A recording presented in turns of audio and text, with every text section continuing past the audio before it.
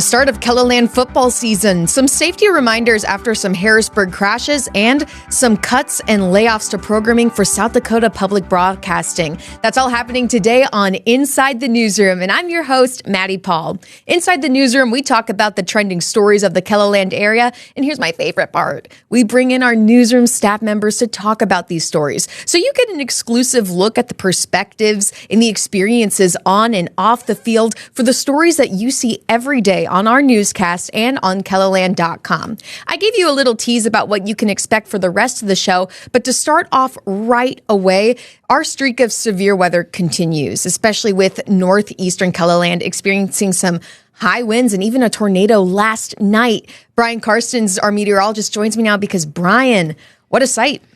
Yeah, there was some pretty impressive video that came out of Rossholt, South Dakota, which if you're driving north on Interstate 29, you get right to the North Dakota border and the casino that's right there. There was a tornado, and here's how I would describe it. This is a stovepipe, so thus the name. You look at the cone, the funnel there. Right at the top? Yep, okay. And it comes right down. It looks like it stayed in mostly rural areas. Now, the Weather Service has not put out any official statements on a rating or damage and those kind of things. But, boy, what an impressive sight there yesterday. With it looking like this, especially like the tail of the tornado, do you think it touched the ground? Because we consider it a tornado when it touches, or twister, right? Yep, it did. In fact, a couple more of the pictures that we have had sent to us showed the water it actually took the water out of a couple of sloughs or a pond or some kind of a body of standing water, and you could see some of that, just moving across. And there's another picture there in the distance. You can see it like kind of forming right there. Or is that where it's taking the water a little? Yeah, if you look in right there at the bottom. Yep. Wow. So, yeah, these are all viewer submitted photos that we included. This one right here, yes. All that's water. Yep, and that's the what is it? The Dakota Magic Casino there, I believe it's called. Yeah. Right there, and you get to the border, and yeah, not far away at all. So wow, look at that one from far away. These are some really cool photos. You know, and as you're looking through those, I just had a chance to look at the radar picture and this goes back to the 5 o'clock hour yesterday, and I was kind of curious about that because it initially started off, we had a storm. You could kind of see the edge of the storm. These are pictures, by the way, later on in the evening from, I think that's Marietta, Minnesota. So, yes, it is. I mean, the whole thing just took off from that northeastern tip of Roberts County and headed southeast. But, boy, it didn't take long, and we had a little notch there. This is actually that radar picture from 544, and there it is right there, that little hook or this little pennant right there on the backside of that storm. And that's all it takes. And how many of these times, I mean, I'll have to go back and count how many times we've had tornadic supercell storms. And it's amazing to me to see that all this year because we've gone, I mean, you look back through the weather records in this area, and Scott will totally back me up on this, several years where we've hardly had any of these. And then this year it's just been one after another, and so storms that produce tornadoes. Now that's what it looked like by 6:30, and then eventually I want to add to the story because then the storms ended up coalescing toward Watertown, and look at that, some really hefty rain. That was about 9:30 last night. Look at all that deep purple and red right there moving into Watertown. They did end up with some flash flooding or some runoff issues there. I know that that's in the storm reports as well. And then you'd think, okay, we're getting kind of toward, 10 o'clock, 11 o'clock at night. Storms should be maybe settling down a little bit, which they really didn't. We ended up with more storms toward midnight, and then there was a flash flood warning around here. This is northern Beetle County. We had some big storms there. And then to top it all off, we got to about 1 in the morning. And this is what was interesting, too. Look at that storm that took off near Howard. Howard is right here, northwest of Sioux Falls. Carthage. And look at that deep purple. Yeah. There was baseball-sized hail in that area of black. This is actually, as it was forming, it actually fell out, I believe, just south of Howard is where the actual report was. But, yeah, we had severe car damage. In fact, it's right there. I'll click on it, and you can see the number, 2.8-inch diameter. So that goes in the books as hail the size of baseballs. And I'm sure some insurance adjusters are busy. It looks like it was pretty localized to that area between Canova and Howard. But just another, signal of the strong, severe weather that we've had this August. Yeah, do we see this at this time for August, like this type of severe weather? It can, but it's not typical. Yeah. If you look at the numbers and where we're at on this August, and then what happened in July too, we're way above our bell chart, if you will. If you look at where we should peak, it should be in June. Everything has shifted, so it's come in line now where you look at late July into August. Now that's our peak this year. Let's hope. We got September ahead, don't we? I know. It feels like the end of summer, truly. But then when we get severe weather like this, it's like, oh, we're not out yet, even though it may feel a little cold outside and a little brisk. Nope. We're still in this severe active weather. Yeah, but at least we get a break. Once this Canadian front clears the area today, then we're going to get the weekend, and we're going to get early next week, and that's going to feel a whole lot better. I brought my blanket, Ryan, because I wondered if you would. I had to, because I'm just... You're the one person I'm thinking when I say on air, all right, so everybody's looking forward to refreshingly cool, and then there's people like Maddie that... always has something to say about the cold a little bit. That's okay. We'll warm it up again, I'm sure. Okay, good. Because we have to end summer on a hot note.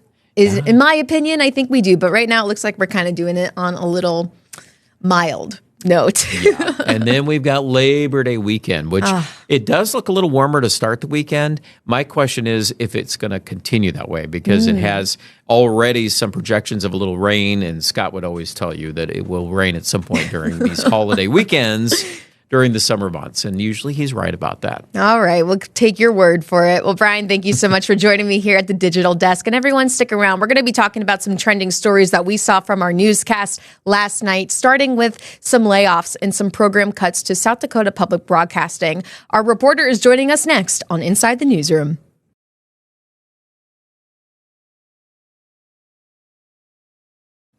Welcome back to Inside the Newsroom. South Dakota Public Broadcasting could lose 25% of its staff by the end of October, and Julia Lynn has these details. Viewers can expect less local news, radio, and educational resources from SDPB. I am truly sad for the people affected by these layoffs, and I'm sad for the people of South Dakota who will suffer from the losses announced today. Along with programming, 15 employees are set to be let go come the end of October. As we raise more money, we are hopeful that we'll be able to restore most, if not all, of the positions affected by the layoffs.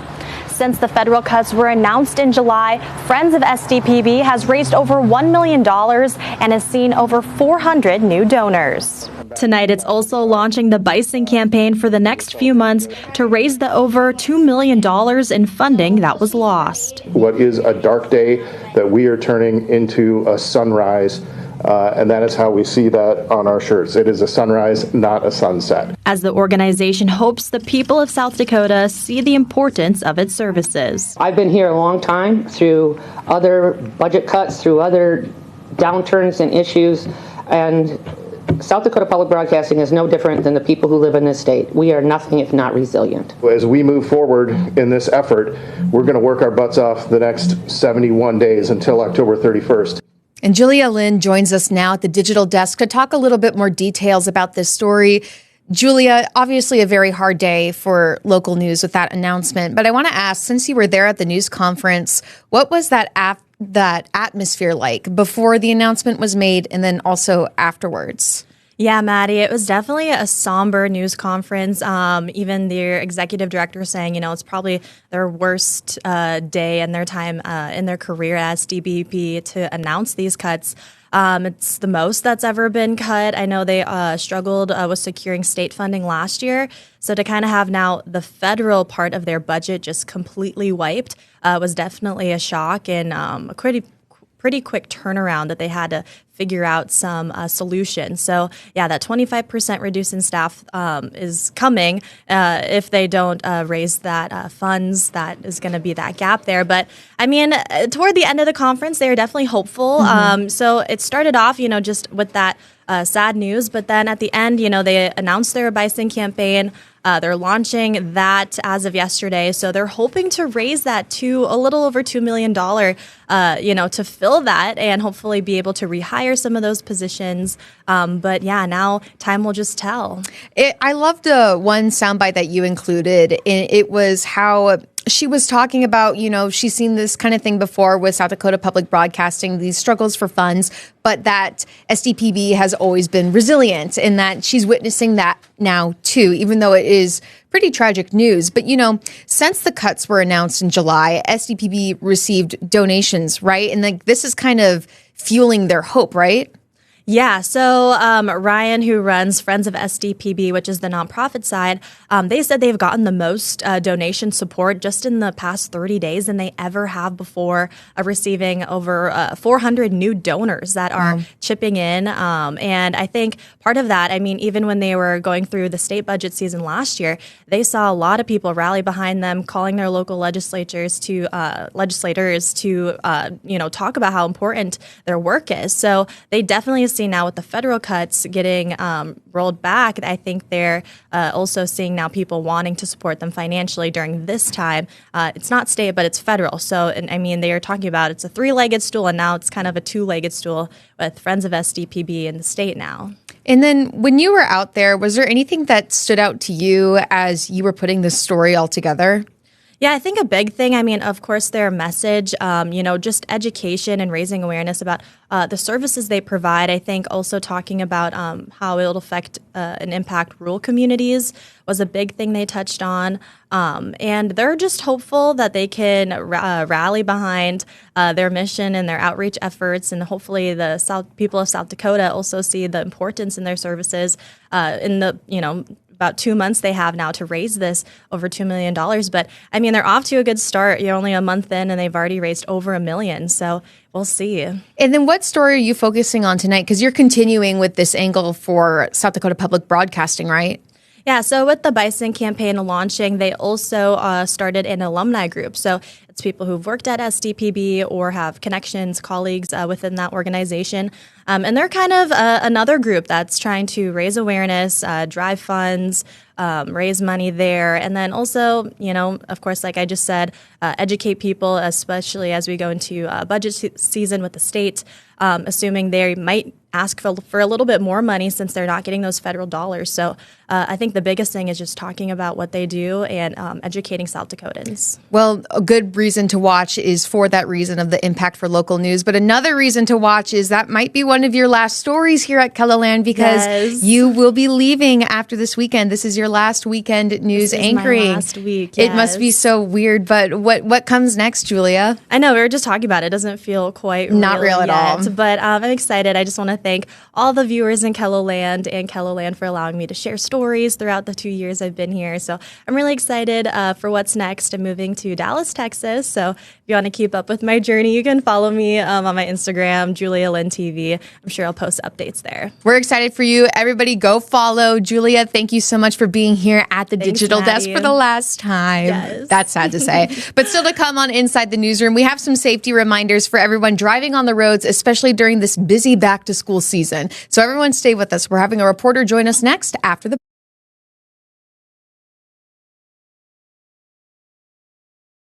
And welcome back to Inside the Newsroom. With school starting, it's always a good reminder to drive safely on the roads. In fact, in Harrisburg, there's been a string of crashes not too far from their own high school. Kelly Vogt explains. Slow down and don't follow cars in front of you too closely. That's the advice from Lincoln County Sergeant Chris Coons after multiple crashes on Highway 115 since Tuesday morning.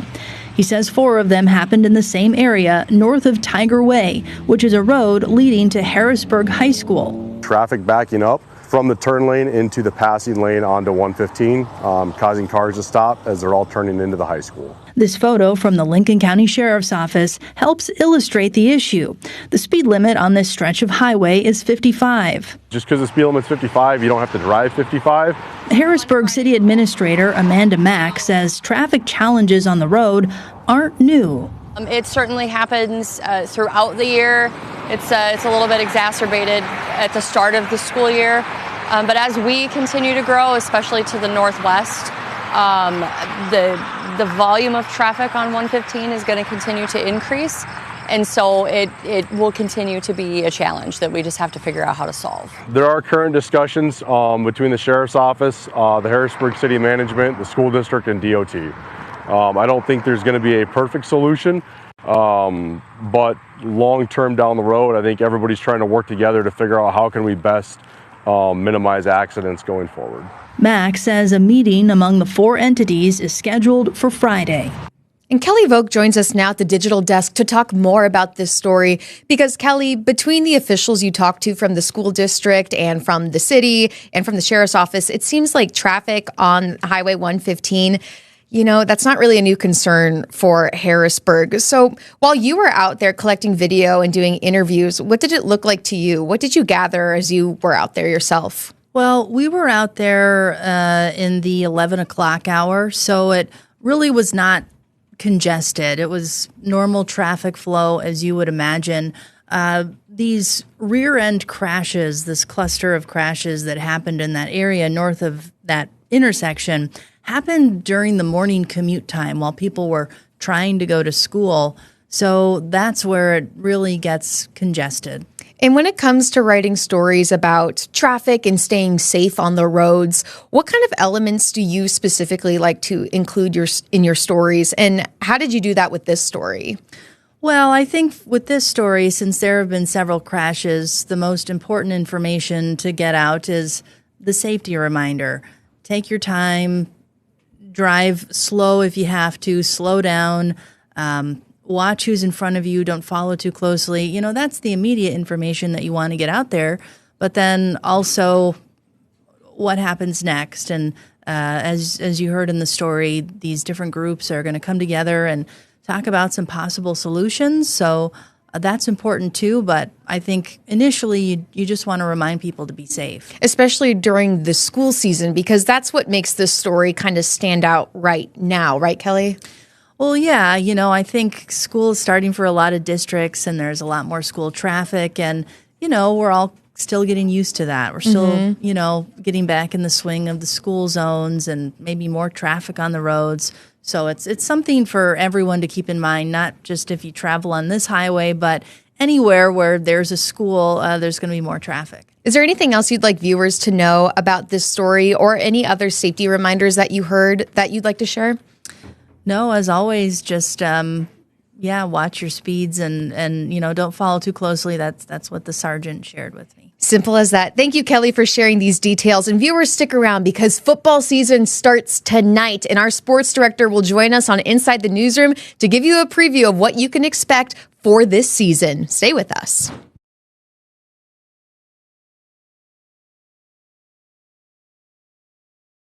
Welcome back to Inside the Newsroom. It's a pretty exciting day today in the KELOLAND area, especially for the sports world, especially for our sports zone.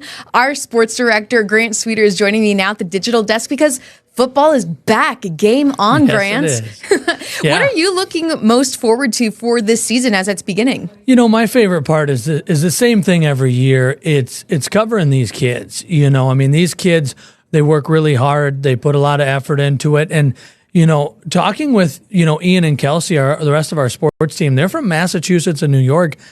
High school football is not as big a deal out there. They have their pro teams. And so they put a lot of emphasis into that. And high school is not near as covered. So in South Dakota, it's a cool place where we live geographically that high school sports is a huge deal.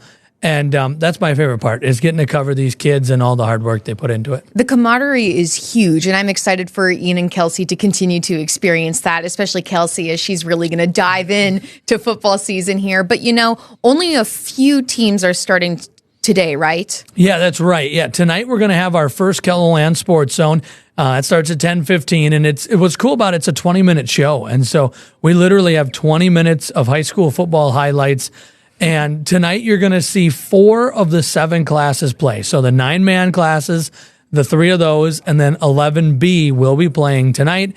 And then you have the biggest 3 classes will be joining all the fun next Friday when all 7 get going. So tonight's kind of the interesting night because the biggest 3 classes are featured in the Sioux Falls area. So tonight we get to do some traveling, right? We get to go out and about. There's only 1 game in Sioux Falls, and then the next closest is 35 minutes away. So we get our sports team and our photographers will be out and about tonight, traveling around eastern South Dakota. Do you just feel like a thrill for it, Grant? I mean, you're conducting the whole thing when you come back here for the newsroom. I bet it's like boom, boom, boom. So what's that like? It's a lot, and it is a controlled chaos is kind of the way to say it because we have 7 or 8 photographers going out on one night. We're going out and getting 10 games for tonight. And then they all come back and they edit their own video, and it's all right. You get back at 9:00 and there's 1 game in the show, and the show starts at 1 hour and 15 minutes, and you're like, we got to get 9 more games in here. And then within the next hour, 9 games flow in, and you're doing graphics and you're doing scores and scripts and next thing you know, it's 10:10 and it's time to go upstairs. And you gotta keep going. It's a busy night. Like I said, it's a controlled chaos. And the first night always humbles you a little bit because it is the busiest night that we have.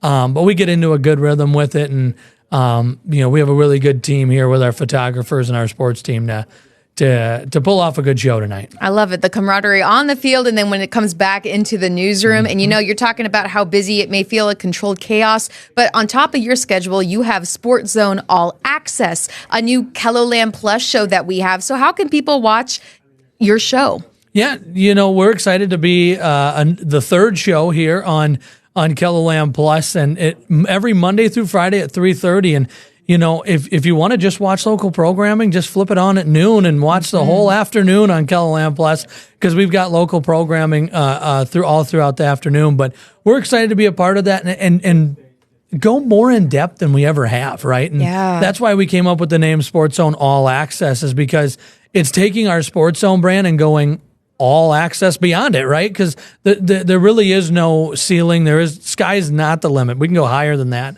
when it comes down to this. So we're really excited to see all the things we can truly do with Sports Zone All Access. And how do you see Sports Zone All Access helping with all of this controlled chaos that goes on with football season? Was it just make it easier in your opinion? It will. It'll make it a little busier because we're adding a little bit to the schedule, right? But it'll be just another way for people to get excited for these football games, right? Now once we get into high school football tonight, right? Next week, we're starting college football too. And so, and we have our first high school football week done. And so that'll be all of next week's show is talking about what happened in high school football, what's going to happen in high school football, what's coming up in college football. And so, we're going to just be cruising through. We're going to have plenty of content. Let's put it that way. I'm not concerned about the content that we'll have for Sports Zone All Access. And it should just get people more excited because we're able to give them more information than the sports team's ever been able to provide before. Keeping local sports alive in the KELOLAND area. Grant, thank you so much for joining me here at the Digital Desk. And everyone, thank you so much for watching Inside the Newsroom. We covered all of your trending stories for the week and for this Friday. And we'll be back on Monday at 1 o'clock to give you even more Inside the Newsroom. Until then, have a great weekend, everyone.